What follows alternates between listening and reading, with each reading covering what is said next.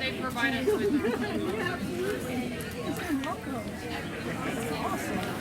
Somebody knows how to talk.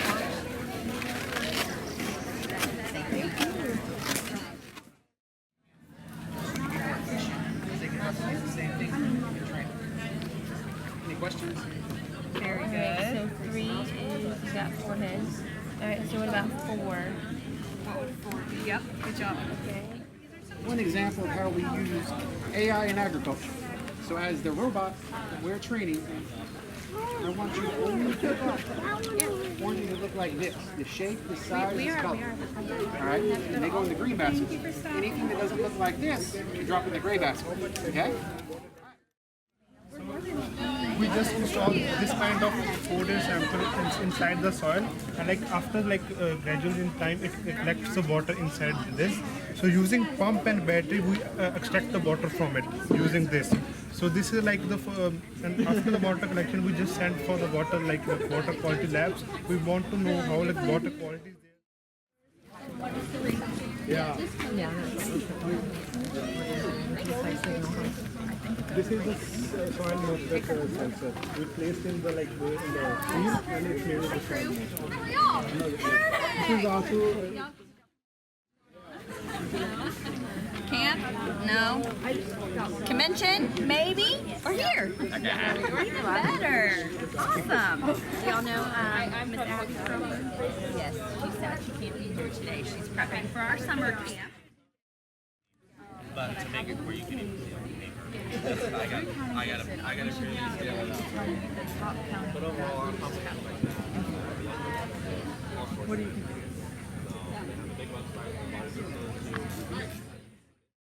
So that is what this instrument shows in real time. This one does wind speed in 3 dimensions, and so if you just kind of fan it a little, you can actually see the wind speed change right there.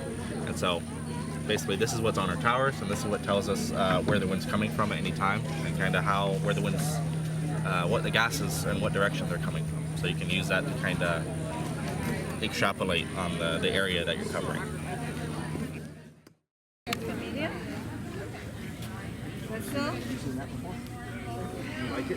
How tall does it go? Oh my God, yeah. Any other one that you notice? Milkweed? Is it in the pasture or in a random area? Yes, we got a dry granular spreader and then a spray tank. You could do both. Each drone has a spray tank and spreader. I encourage you to try out, and even if you don't make it, try out again, because it honestly offers you so much and so much learning. Oh yeah, learn so much. I've learned a lot. So I've been involved. I'm a fifth generation cow rancher, so I've been involved with cows since finished. You got axes and stars.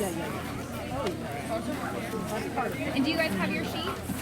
Yes. I'll go ahead and sign those too. Thank you, ma'am. Thank you, ma'am. Yeah. Oh, so close. Yeah. My kids have done every one of this. Andrew, come here. She's got to call me out.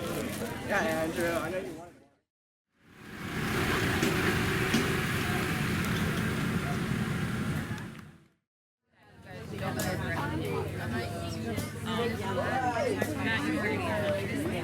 We have front of house. Those are lover grass. Those unfortunately are invasive, and there's not really a whole lot of predators that we have in Florida that can eat that will kill them, because they have to be. Unfortunately, the only way to really kill them is just go into town and squash them with your feet, or get in a bottle of water with dish soap and just pop them in there. As they get. Not all of them. Our center mainly works on strawberries and mango tubers. I am a horticulturist, and she's in the Yeah, I think it has and I work on the strawberries. But you can't tell them. I actually. was in on white right here, and then like,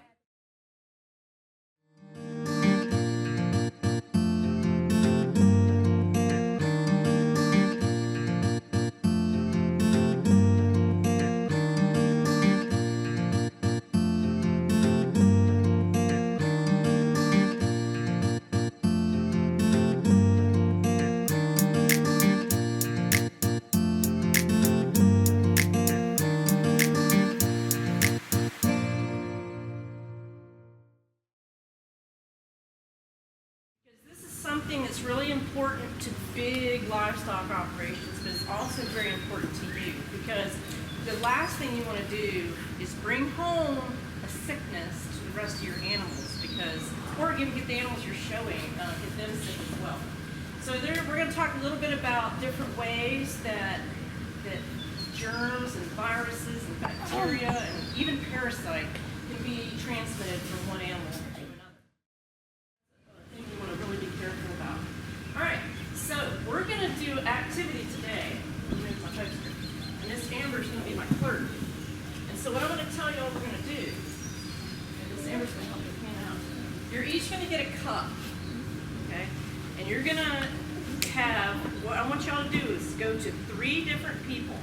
No more, don't go to any more because we'll mess it up. You're going to go to 3 people. So I'm going to walk up to you and say, okay, we're going to swap. So I'm going to take a scoop of mine, you're going to take a scoop of yours, and we're going to trade. You're going to dump some in mine, I'm going to drop mine yours, and then you're going to stir yours up, and you're going to go to a second person. And you're going to both swap, okay? Each time you swap, y'all are going to keep a card, because you're going to have to turn this in to Miss Amber. You write your number that's on your cup on here, and then each person that you interact with, write their number down.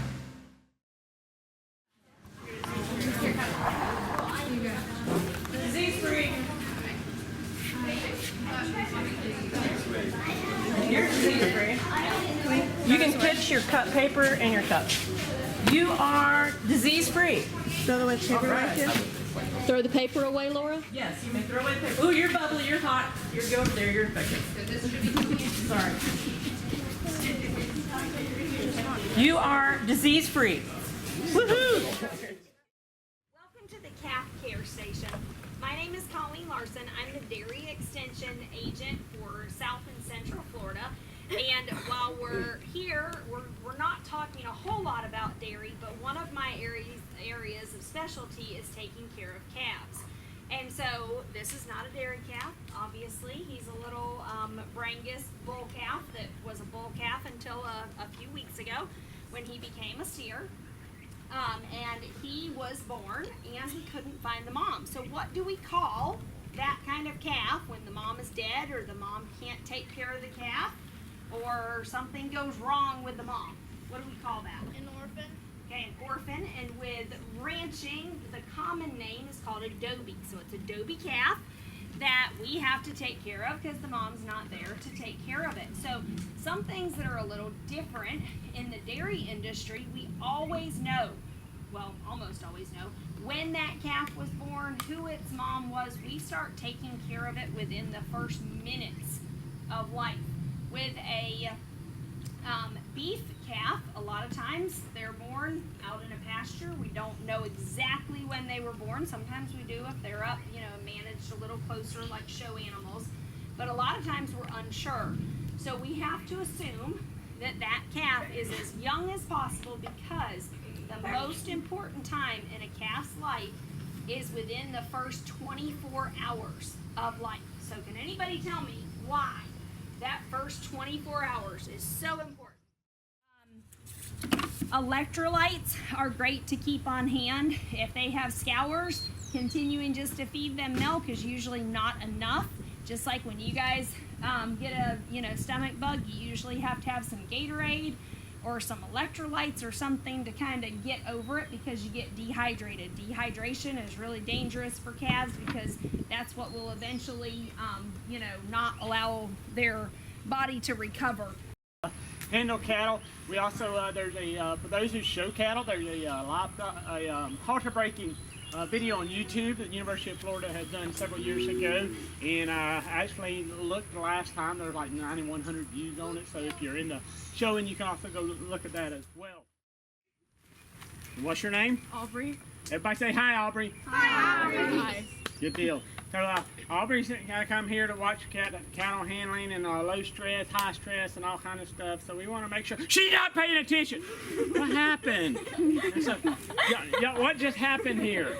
And so one thing I always like to refer to is when we start talking about handling is one, there's a what we call a flight zone. It's the personal space. Do you have a personal space? Yes. You're like, peace out, get off around me. So if I start getting up here really close and start talking to you, you're really nervous, aren't you? No, I just don't like people Just don't like it. Just don't like it. Okay, good deal. And it's just like when I started hollering, you got scared. Ready for that. You wasn't ready for it. Good deal. And thank you. You can sit back down. Appreciate it. The other thing, that's one thing about it. You know, people are just like cattle. Cattle are just like people. Everybody's a little different. And when we start talking about flight zone, it's talking about their personal space. And it's just like us. We have a personal space. All good? Good deal. What I'll do, I'll jump in there and we'll just talk about the point of balance, and we'll talk about the personal space as well there, your flight zone. See how she moves? I'm in her personal space. So they want to move out of the way. So as I get my personal space, that's how I move these cattle. And so we'll just sort of move them pretty easy. Now if I start to just go with the bigger heifers,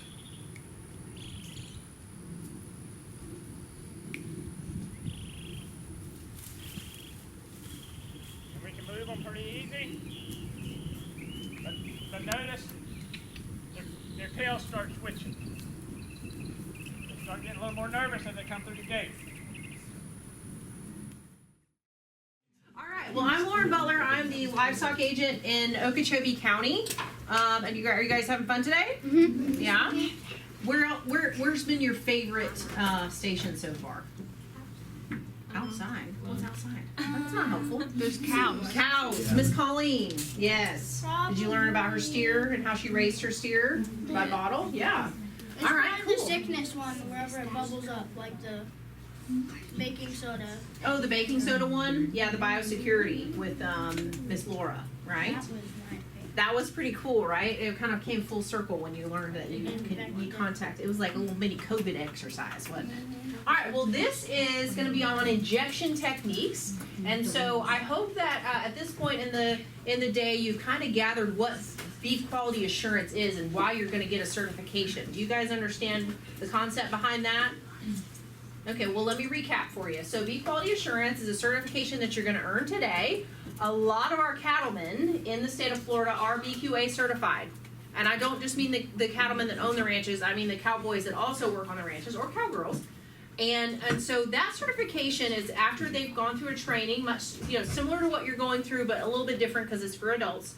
And then that certification basically says that they know how to humanely handle their animals, okay? And so that means that we are treating our animals with respect for just the purpose of treating them with respect because they're in our care, but also because the bottom line for our animals is human consumption, right? So at lunch we had a burger today. You were happy with your burger, right? So a rancher did a good job raising his animal, right? Okay, and so that's some of the points of BQA. So we're going to talk about injection techniques today, and sometimes we have to give our cows injections. Sometimes they get sick and we need to give them antibiotics, or a lot of times our calves, we give them doses of vaccines. Anybody know what a vaccine is? Mm-hmm. It's kind of like you put a little bit of the sickness in the animal so that their body creates immunobodies against that sickness, and so therefore they stay healthier. So we give our calves 2 rounds of vaccines in general before we ship them somewhere. And so as a producer, we need to know where to give shots and where not to give shots. Okay? This is a beveled needle. You guys might not be able to see it, but you will in a minute. It kind of goes at a slant, all right? And the width of the needle, like how thick it is, that's called the gauge, and that can be different depending on the medicine you're going to give. So that is for intermuscular. The long needle is for intermuscular, and it is at a 90-degree angle. Back to the subcutaneous, I didn't mention this a minute ago, but this is going to go in at a 45-degree angle. In general terms, we would like to see, if this is your cow, tint the skin. You would pull the skin back a little bit. See how I made a tint there? And then you would inject the needle into the skin that's tinted, and then plunge your your syringe so that the medicine is getting underneath the skin. So you guys have the same scenario as that. So, do you remember how many cc's you need? Sorry. 2 cc's? So, to pull the air back, it goes longer than 9 in, so you're not going to put it all the way, and it's an intermuscular, so it's going to be 90 degrees, and pull straight down. Okay, okay, so 45-degree angle. Okay, perfect. Now push the plunger. Look, pull that air in there. Pull it down to the chair. So poor animal. Here?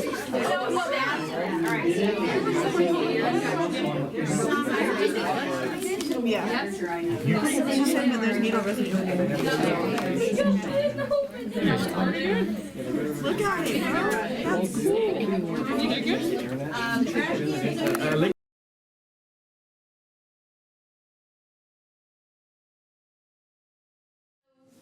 All right, so we're going to start off with the announcement of the t-shirt design contest winners for this year. This year we only had 3 entries.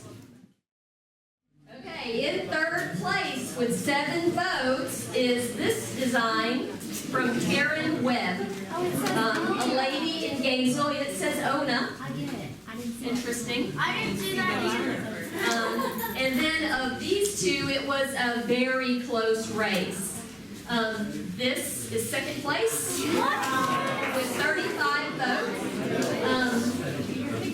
Bashad Rafiki is a gentleman from Gainesville. He enters the contest every year. So he's very good perseverance. He is always in there, and he usually gets second or third place. And this is our winner for next year's t-shirts. Riley Dunlap won that. That's kind of cool.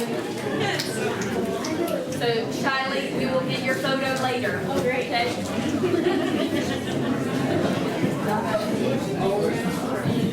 Yeah. All right. So now we're going to do the drawing, and I could use an assistant. So many helpers. You 2 gentlemen, both of y'all come up. Okay, so here's how we're going to do this. Okay, we're going to go across the table.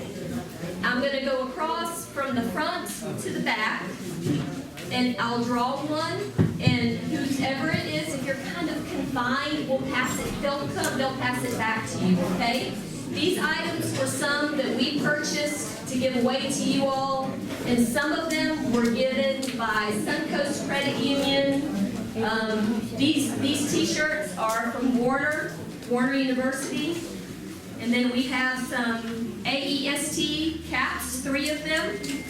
We have an a 4-H gift bag and a Agra Ability gift bag with a pretty awesome water bottle.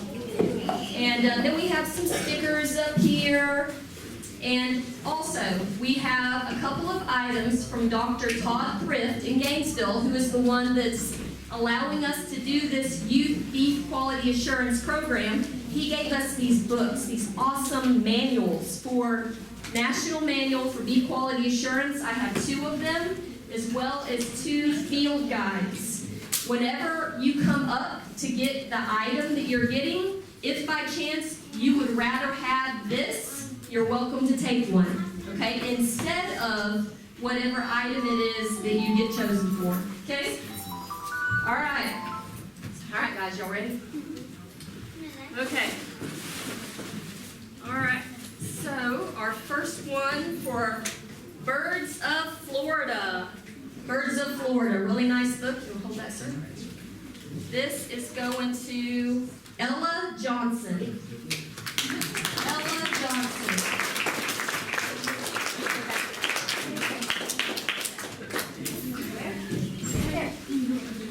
All right. Next, we have a Suncoast insulated cooler backpack, and that is going to